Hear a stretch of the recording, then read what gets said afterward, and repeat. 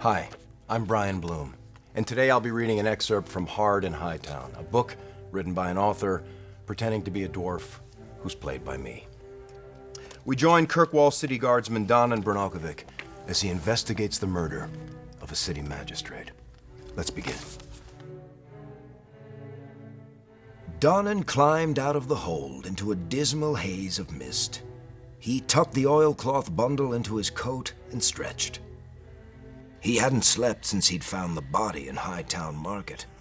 And so far, all he had was the seal of an imaginary group, a wounded arm, and a Tevinter short sword that was more rust than steel.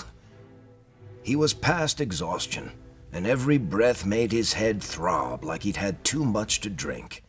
He was definitely too old for this shit. He couldn't go to the barracks with a knife wound he'd picked up off duty. If the captain caught him, when the captain caught him, she'd make him wish the blade had cut his throat instead. That gave him one option. He left the keys and took the long stairway to Hightown. The crowds had just made their exit from the afternoon mass, leaving the chantry still and empty except for the drifting voice of the lone singer somewhere in the choir tower far above.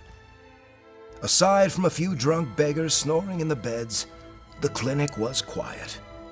A dour blonde mage met him at the door, took one look at his bruised and bloody arm, and gave an exasperated sigh that would have made Captain Hendelin proud.